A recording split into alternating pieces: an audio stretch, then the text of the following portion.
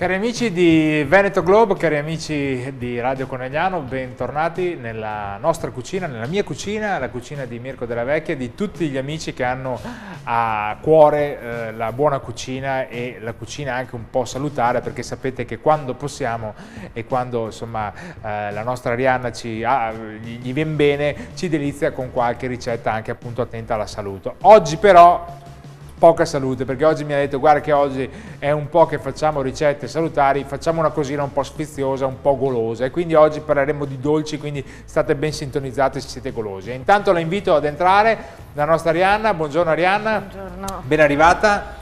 Sento già un profumino, io sapete che io sono un ciocolatiere, sento già un profumino di cioccolato, quindi sì, finalmente dopo non so più quante ricette che abbiamo fatto, il cioccolato. Sì.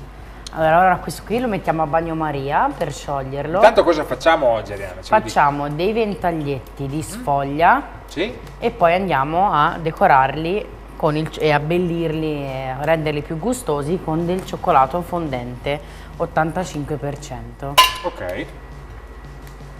Io intanto metto a sciogliere il cioccolato a bagnomaria e poi inizio a fare i miei ventaglietti.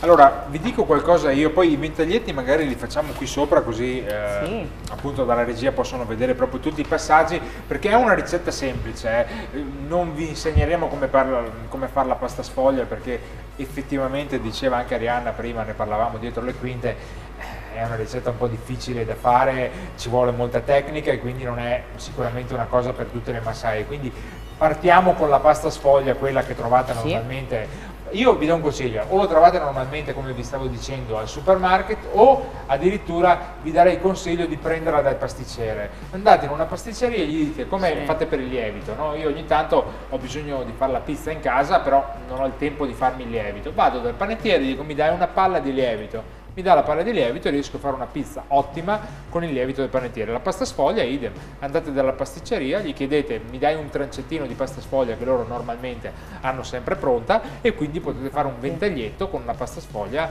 veramente di primo ordine.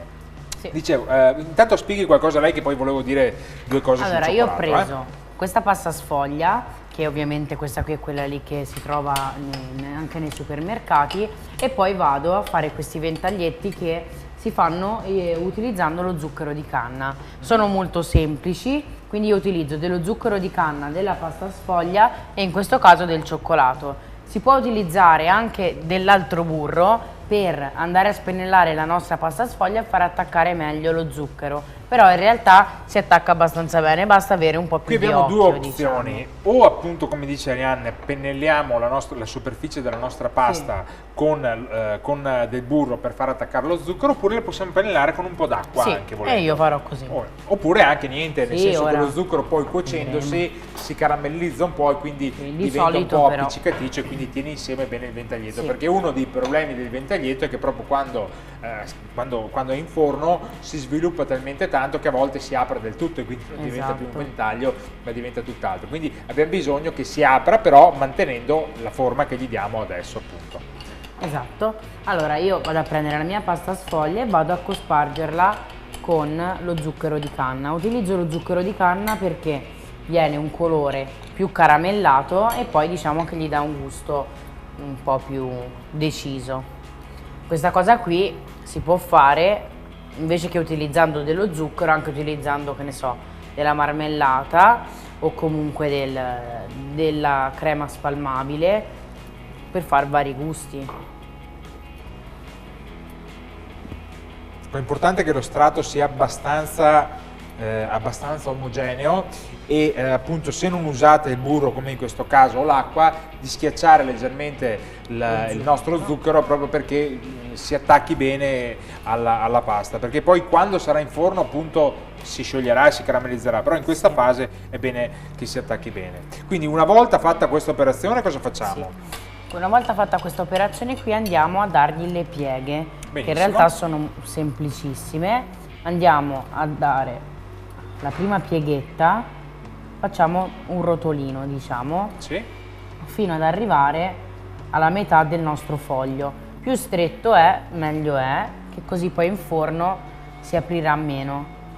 Quindi andiamo a fare questa cosa. Qui abbiamo voluto riservarvi un po' anche l'inquadratura dall'alto, quindi utilizzando l'appoggio della piastra, che non è sicuramente comodo per Arianna, No, però ma- per farvi capire bene com'è questa fase. Quindi vedete, fate un rotolino dalla metà di sinistra o di destra, Sì. insomma quella che vi piace più iniziare, al centro, e dall'altra metà un altro rotolino che va al centro. Io Esatto. intanto approfitto, mentre questa operazione l'avete capita, per parlarvi un po' del cioccolato. Abbiamo messo a bagnomaria appunto questa tavoletta di cioccolato che servirà poi per andare a decorare e a impreziosire i nostri biscotti. Due cose sul cioccolato. Il cioccolato ha bisogno di un processo particolare per la sua lavorazione, che si chiama temperaggio. È una cosa un po' particolare, magari qualche amica un po' più addentro nelle ricette lo può aver già sentito di averne già sentito parlare. Che processo è questo? Una volta che noi sciogliamo il cioccolato, proprio per il tipo di grasso che ha, ovvero il burro di cacao, non possiamo utilizzarlo direttamente. Oggi lo faremo ovviamente, però il modo corretto per l'utilizzo del cioccolato è, una volta sciolto, lo dobbiamo togliere dal nostro bagnomaria. Possiamo scioglierlo anche in microonde, lo dobbiamo togliere dal nostro bagnomaria e continuando a mescolare, fargli abbassare la temperatura fino ad arrivare a una temperatura circa di 30 gradi. Se noi lo utilizzassimo, ripeto, oggi lo utilizzeremo così, adesso senza fare un sondaggio delle temperature, però se noi lo utilizzassimo caldo così, il cioccolato diventa brutto, non diventa croccante, non diventa lucido, proprio perché non è temperato. Quindi ecco che, lo ripeto, dobbiamo sciogliere il cioccolato, poi toglierlo dal microonde o toglierlo dal nostro bagnomaria e, continuando a mescolare, farlo raffreddare fino a 30 gradi. Quando sarà a 30 gradi, ovviamente potremo utilizzarlo per le lavorazioni che vogliamo farci.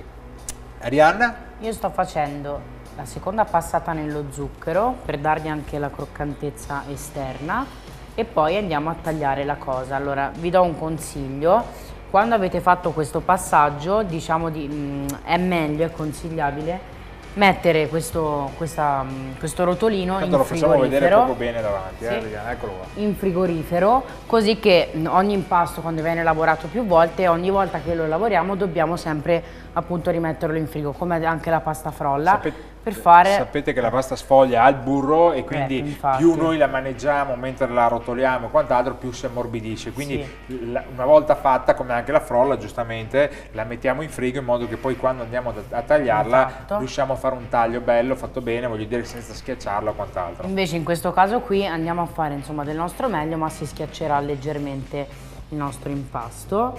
Andiamo a fare tutti i nostri pezzettini cercando di farli del solito spessore e poi andremo a posizionarli sulla teglia in forno. Quindi una volta fatti tutti questi pezzettini, mi raccomando, lo spessore, che lo spessore sia preciso per tutti. Se volete potete metterci ancora un po' di zucchero anche nella parte superiore, li mettete in una teglia ovviamente foderata di carta da forno e noi ovviamente per magia abbiamo già qui il nostro risultato che appoggiamo qui a fianco. Eccolo qua. Questo è il risultato finale. Una volta messi in forno, quanto devono stare in forno e a che temperatura? Io di solito li metto a 180 gradi Sì. per 10 minuti, poi li tiro fuori, li giro e gira. gli do un'altra Quindi, doratura di 10 primi 10 15 minuti da un lato, poi giriamo e dall'altro lato. Una volta fatta questa operazione arriva la parte, diciamo, più golosa per noi. Sì. Questi glieli tolgo. Cosa andiamo a fare adesso con il cioccolato? Allora, con il cioccolato adesso andiamo a impreziosire i nostri biscottini. Possiamo decidere di andare a ricoprire la parte, diciamo tutta la parte, una parte del nostro biscottino, intingendolo, comunque bagnandolo con il cioccolato. Così. Oddio. Ecco qua.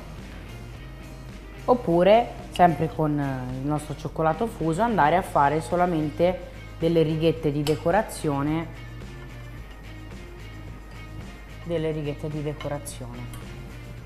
Diciamo che sono carini e sono gustosi.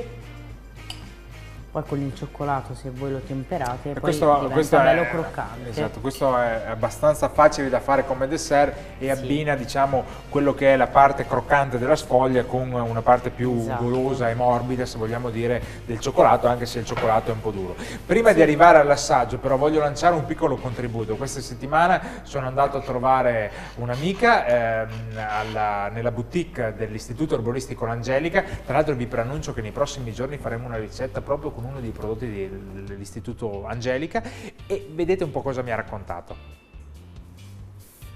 Cari amici di Veneto Globe, anche oggi inviati per voi all'interno della boutique L'Angelica, nostro partner tecnico della trasmissione Mezzogiorno con Mirko. Siamo con Teresa Punteri, che avete già conosciuto le scorse volte, qui in via Maggior Piovesana, giornata un po' uggiosa, però noi come ci possiamo, diciamo, tirare sul morale? Cosa ci presenti oggi?